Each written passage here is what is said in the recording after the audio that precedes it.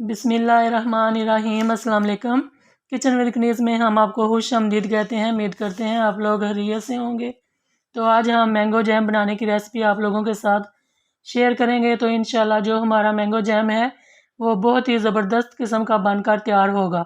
तो चलें हम रेसिपी बनाना स्टार्ट करते हैं।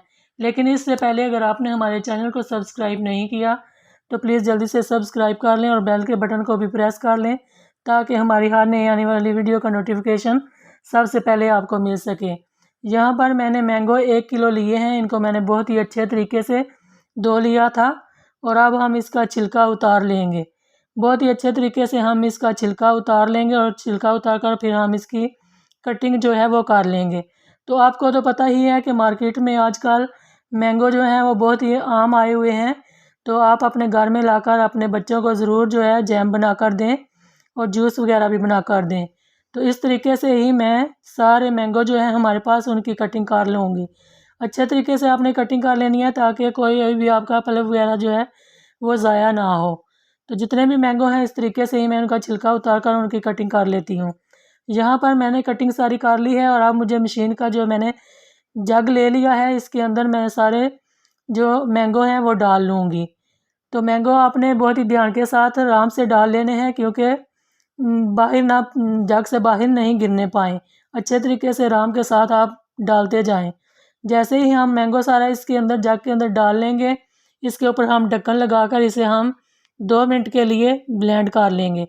तो यहाँ पर मैंने इसे ब्लेंड कर लिया है और अब हमने चूल्हे पर कढ़ाई रख ली है। इसके अंदर जितना भी हमारे पास ये मटेरियल है हम इसके अंदर डाल दिया है और जो बाकी जग के अंदर रह गया है उसे भी मैं अच्छे तरीके से निकाल लूँगी ताकि ज़ाया ना हो।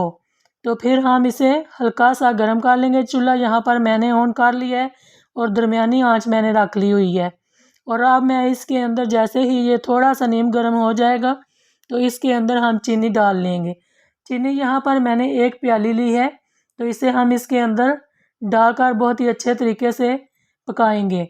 आपने इस बात का ध्यान रखना है कि आपने अपने चूल्हे की जो आंच है वो दरमियानी ही रखनी है, ज़्यादा आंच नहीं तेज़ रखनी क्योंकि अगर आप तेज़ आंच पर इसे चीनी को मेल्ट करेंगे तो आपकी चीनी फ़ौरन से जल जाएगी और जो इसका जायका है वो फिर अच्छा नहीं होगा। तो यहाँ पर मैंने बहुत ही आराम से इसको मेल्ट कर रही हूँ आस्था आंच पर।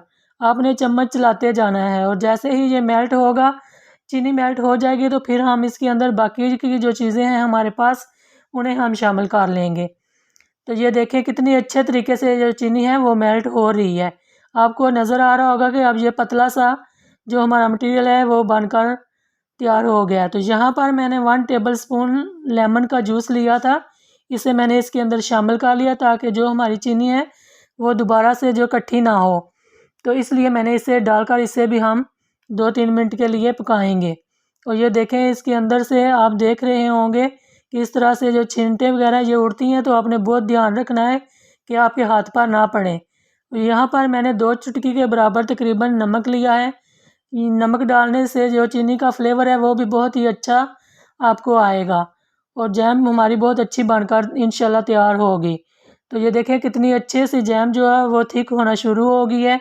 तो अभी हम चम्मच चलाकर इसके अंदर तो फिर हम इसे एक बार चेक कर लेंगे कि जैम हमारी अभी बनकर तैयार हुई है या नहीं। तो यहाँ हमने एक प्लेट ली है उसके अंदर हम थोड़ा सा जैम जो है लगाएंगे और देखेंगे। तो देखें जैम जो है वो नीचे की तरफ आ गया तो अभी इसके अंदर पानी जो है वो मौजूद है। यहाँ हमने अभी 3-4 मिनट या 5 मिनट जब तक ये थिक नहीं हो जाती उतनी देर तक मैं इसको पकाती रहूँगी। और अब दोबारा से इसे चेक कर लेते हैं और यहाँ पर मैं इसे थोड़ा सा लगाकर चेक करूँगी कि जैम हमारी बनी है या नहीं बनी। तो ये आप देख सकते हैं जो मैंने पहले डाली थी वो नीचे की तरफ आ गई और ये अपनी जगह से बिल्कुल जो है वो नहीं हिली। तो इसका मतलब है कि जो हमारी जैम है वो बनकर तैयार हो गई है। तो देखें माशाल्लाह अब मैं इसे चूल्हे से उतार लेती हूँ। उतार कर इसे हम ये चमचे की मदद से ठंडा कर लेंगे ताकि ये ठंडी होगी तो हम इसे अपने बर्तन के अंदर निकाल लेंगे। जैसे ही ये ठंडी हो जाएगी तो हम इसे निकाल लेते हैं। तो देखें जैम हमारी जो है ठंडी होने के बाद इस तरह की कंडीशन में आ गई है कि हम इसे बर्तन के अंदर निकाल लें और इसकी थिकनेस भी आप देख सकते हैं कितनी अच्छी आपको नज़र आ रही होगी। तो चलें अब हम इसे अपने बर्तन के अंदर डिश आउट कर लेते हैं। ये देखें माशाल्लाह कितनी मज़े की आपको इसकी जो जैम की शक्ल है वो नज़र आ रही होगी। बहुत ही मज़े की ये जैम है, बनकर तैयार हुई है। इतने सस्ते में बनकर तैयार हुई है, कोई ज़्यादा पैसे भी नहीं इस पर खर्च हुए। तो आप आजकल आम का सीज़न है, तो आप ज़रूर अपने घर में लेकर आएँ और अपने बच्चों को इसी तरीके से बना कर दें। तो मैं भी अपने नवासे के लिए बना कर रख रही हूँ, क्योंकि वो आने वाला है, तो मैंने भी उसी के लिए ही ये जैम तैयार किया है। तो आपको अगर हमारी वीडियो पसंद आए तो आप ज़्यादा से ज़्यादा इसे शेयर किया करें, लाइक किया करें। हमारे चैनल को ज़रूर सब्सक्राइब कीजिएगा, हमें दुआओं में याद रखिएगा। अपना बहुत सारा ख्याल रखिएगा। तो अगली वीडियो तक के लिए किचन विद क्रिस को इजाज़त दीजिए। अल्लाह हाफिज़।